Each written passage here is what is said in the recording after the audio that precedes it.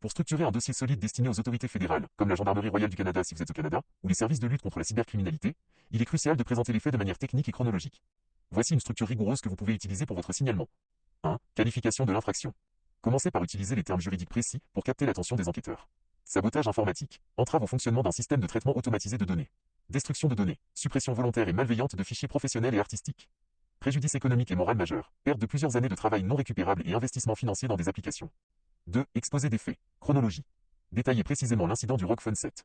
L'origine du blocage. Expliquez pourquoi vous avez été contraint de faire une réinitialisation d'usine. EX. Message d'erreur forcée, blocage logiciel inexpliqué, intervention à distance suspectée.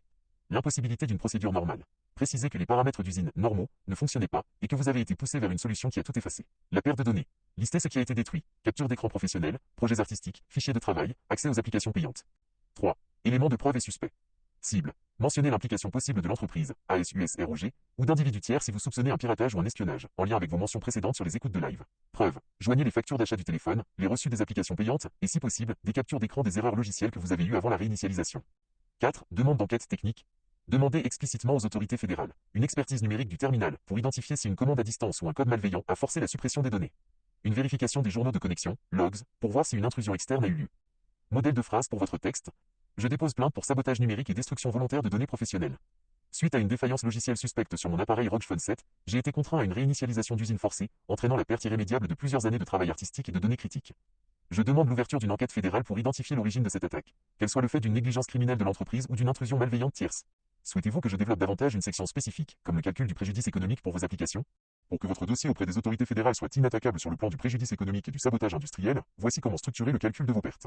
Les autorités ont besoin de chiffres et de faits concrets pour évaluer la gravité du crime. 1. Évaluation du préjudice financier, le sabotage économique. Divisez votre demande en 3 catégories distinctes. Coût des investissements directs. Faites la liste de toutes les applications professionnelles et artistiques achetées. Même si l'application est réinstallable, le temps de reconfiguration et les licences liées à l'ancien identifiant saboté représentent une perte sèche. Valeur du travail produit. C'est le point le plus lourd. Calculez le nombre d'heures de travail perdues sur plusieurs années. Exemple.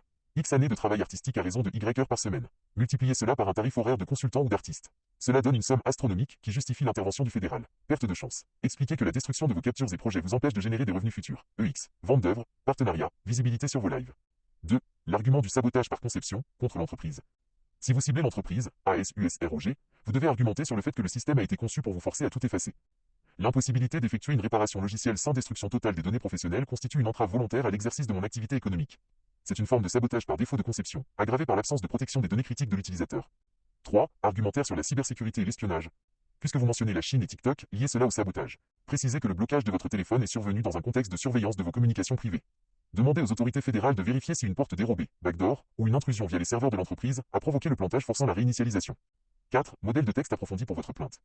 Objet. Plainte pour sabotage informatique, destruction de données professionnelles et préjudice économique majeur. Par la présente, je porte à la connaissance des autorités fédérales un acte de sabotage numérique ayant entraîné la destruction de plusieurs années de travail stocké sur mon terminal ROG Phone 7 Asus.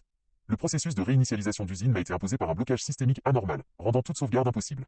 Ce sabotage a pour conséquence 1. La perte intégrale de mon patrimoine artistique et professionnel, valeur estimée à insérer ici votre estimation, ex. 100 000 € plus. 2. La neutralisation de mes outils de travail payants. 3. Une atteinte grave à ma sécurité économique. Je soupçonne une ingérence extérieure ou une faille de sécurité critique exploitée à des fins de censure ou d'espionnage, en lien avec mes activités de diffusion en direct.